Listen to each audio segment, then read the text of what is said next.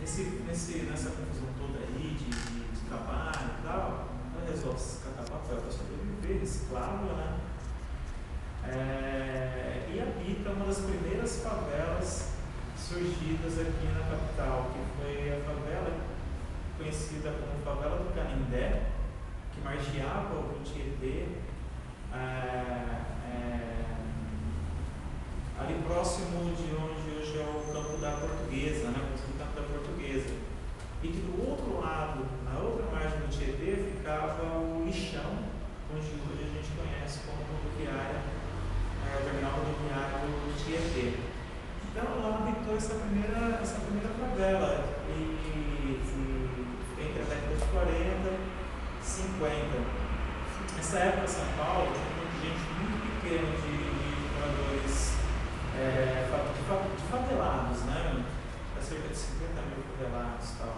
Hoje se perde por conta nesse número. Né?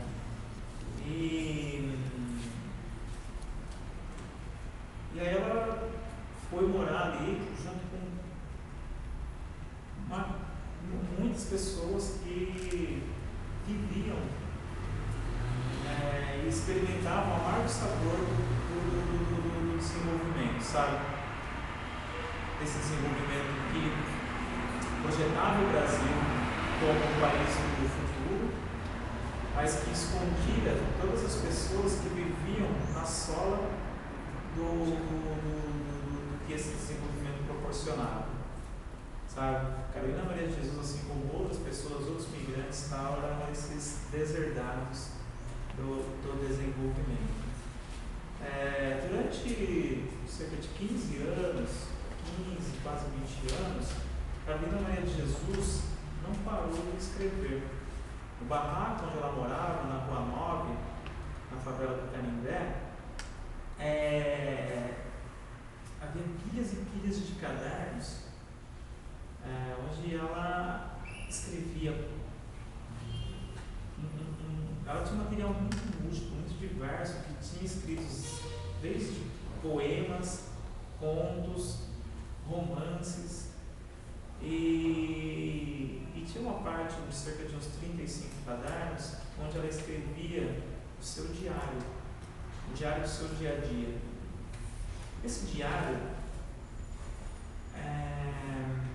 ele ficou mais conhecido, mas o que era importante mesmo para Carolina eram os outros textos, os textos de teatro que ela escrevia, os poemas, os romances. E esses diários ela utilizava como se fosse um exercício de abstração para a situação que ela vivia, né? Que era uma situação, sabe, onde vivia colado no espectro da fome, da miséria, da desorganização, né? Então ela escrevia para não se afogar nessas dores, né? Uma certa circunstância onde num parque próximo à favela, estava dando uma campanha política. Até que a Maria de Jesus, ela sempre apresentou esses textos para todo mundo que aparecia na favela, né? Era assistente social, era padre, era porque ela mostrava porque ela queria publicar o livro dela, né? Os textos dela. Inclusive, ela foi para de alguns editoriais, né? A revista Cruzeiro, que era uma revista muito conhecida, ela bateu lá procurando um caminho para publicar os textos e tal. Parece que conseguiu publicar alguma coisa numa revista. E assim, numa situação muito desagradável para a Carolina, por parte de diversões, alguns adultos estavam brincando no playground que era para crianças. E ela estava muito pé da vida com isso, e tratava assim. E aquilo lá era uma sacanagem e tal, e ia colocar o nome daqueles caras no livro dela.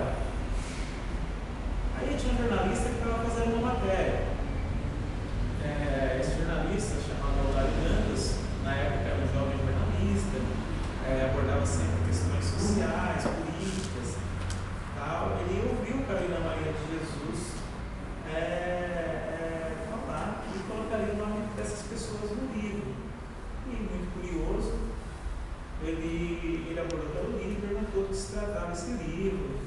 Fábio Carolina de Ato chamou Audálio Dantas para averiguar o que era esse material. Audálio Dantas,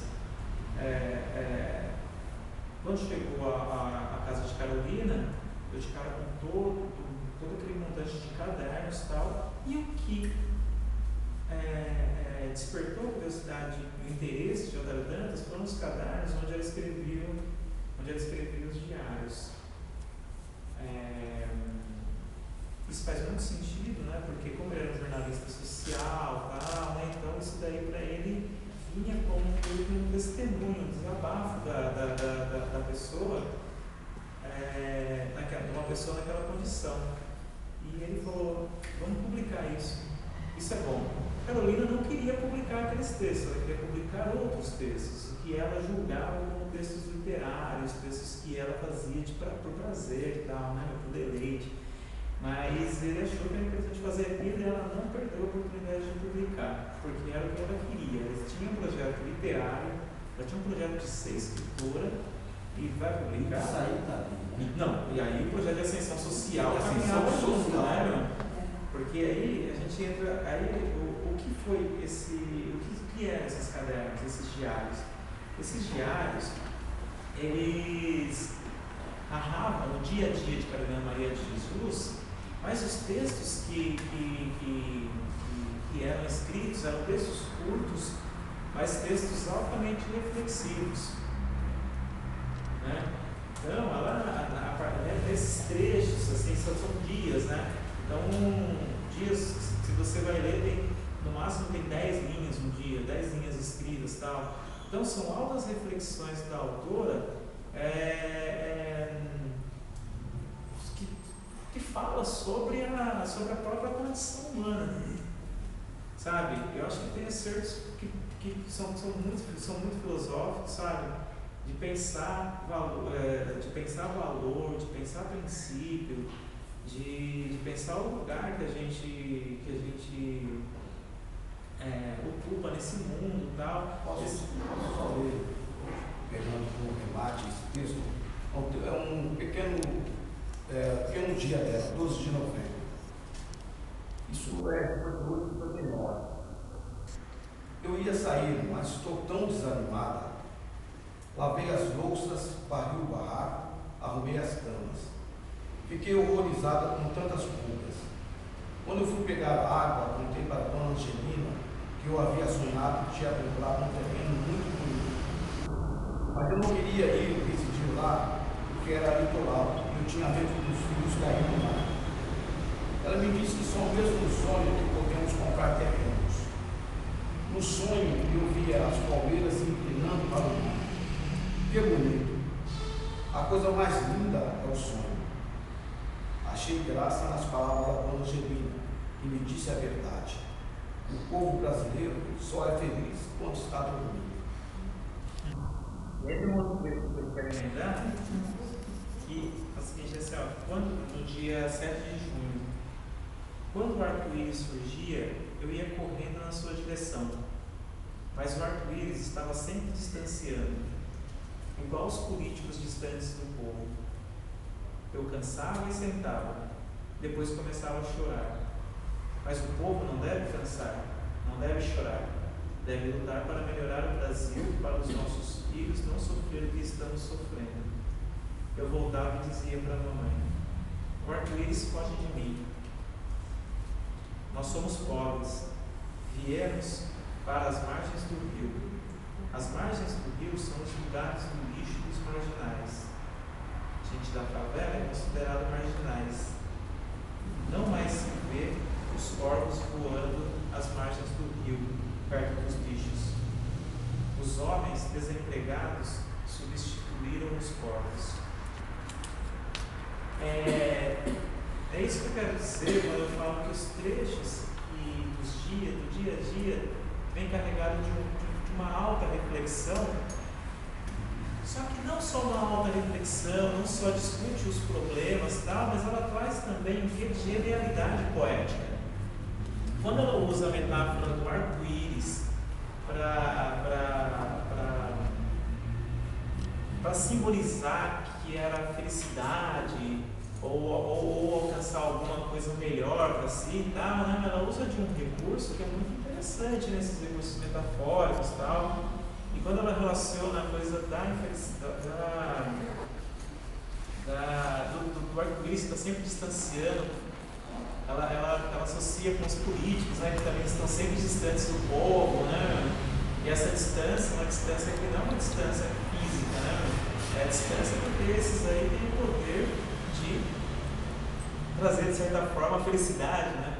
E trazer o arco-íris mais próximo, né?